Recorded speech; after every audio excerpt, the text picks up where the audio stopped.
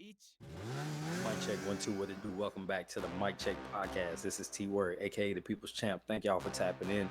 Today we're talking about the New Orleans Saints and their upcoming Monday night showdown with the Carolina Panthers in Carolina. But before we get into the video, don't forget to hit that like button, subscribe, and go ahead and drop some comments. We appreciate that feedback. We will be getting back to some more boxing content, but it's early in the football season, so we got to show love because last year we wasn't even here. So this is what it looks like when football season kicks off, but we will get back to some boxing because we have a big match coming up at the end of September, Canelo versus Charlo. But today, this is about my beloved New Orleans Saints. So let's go ahead and get right into it.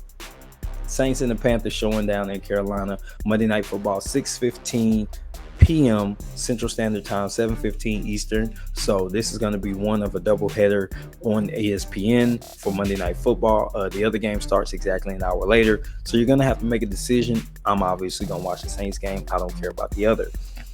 Some tail of the tape just for this game. Basically, FanDuel has the Saints favored by 3 points. This year, the Saints are 1-0 against the spread. Carolina's 0-1.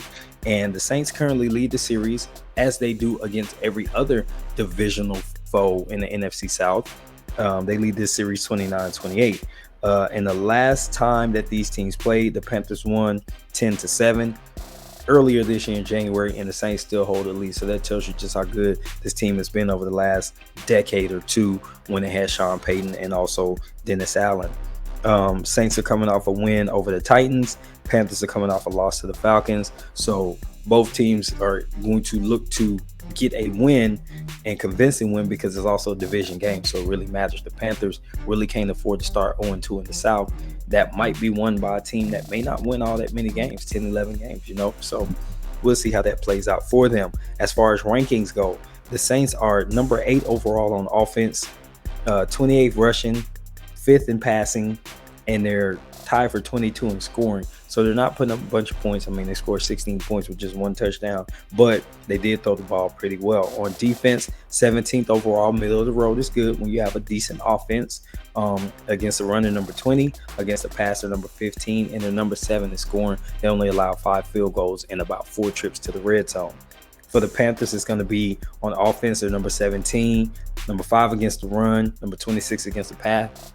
Not very good when you're facing Derek Carr and an explosive wide receiver core, and you'll be without J.C. Horn, and you'll have C.J. Henderson in his place, who's known to give up the big play, and you got Chris Olave and Rashid Shaheed, who can go downfield. They are number 28 in scoring, so they just don't put up no points because they only scored 10 last week. All right, so defensively, the Panthers are number 5 overall, number 27 against the run, number 3 against the pass. It's kind of the flip of what I said just a second ago. But they're missing their best cornerback, and then they're also tied for 22 in scoring, because they allowed 24 points. So statistics aside, what I think from a talent standpoint is that you've got a rookie quarterback in Bryce Young, and then you've got a veteran quarterback in Derek Carr, who's been on the road. He's been in hostile environments. This is a divisional game. He's seen plenty of these. He's gone toe-to-toe with Patrick Mahomes over the last few years, a couple times a year. So he knows what it's like to have to be the guy and really step up and do his part for his team. I think the receiving core against a battered secondary for Carolina is going to be big. But what the Saints really need to do is get the run game going. They're going to be without Alvin Kamara for another week. He's suspended for this game, and then one more. He'll be back in week 4. So Jamal Williams is going to have to figure out how to get through that line and get it going. I think his style of running mixed with the Saints style of blocking, it hasn't found a mesh yet. And we didn't even see it in preseason. So I don't know how good of a fit he is. I thought he'd be a good addition, but it's not working out so far. So we're looking to see if that happens. I also believe Kendre Miller is going to be back, which he's shown the pop and the skills necessary to utilize the best attributes of the offensive line. So to me, that's going to be the difference maker in this game. If you got a 1-2 combo and he catch passes out the backfield and make the screen game vital again, you could throw some dump off stuff to Chris Olave, Rashid Shaheed deep. And by the way, there's this guy named Michael Thomas who only set the receiving record a few years back.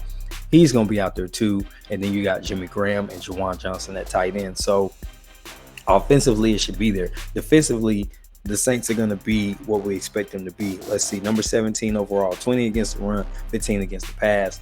But they only allowed, they tightened up in the red zone, and that's the most important thing. They don't give up a bunch of points. Number 7 against scoring. That's big because that means that I think they're going to keep a team like Carolina with this rookie quarterback out of the end zone, and they're going to be able to take control early and win the game. So the Saints don't turn the ball over so far. The Panthers do. If the Saints can flip a couple extra possessions, this is going to be huge and loom large for them, and that's going to win them the game. I expect Mario Davis to make a key play. Cameron Jordan is going to step up and maybe even see something from Pete Werner. But the guy who I think is going to make the game-changing play is the Honey Badger. I really see Tyrann Mathieu having a big influence over this game, fooling Bryce Young into making mistakes and either throwing him a pick or trying to throw away from him and throwing a pick to somebody else. And Paulson Adebo is going to have a good game as well. So Saints fans out there, football fans out there, what do you think about this matchup? Who's going to win? Who do you favor? Drop that down in the comments. This has been T for the Mic Check Podcast. Until the next time, I am out. Peace.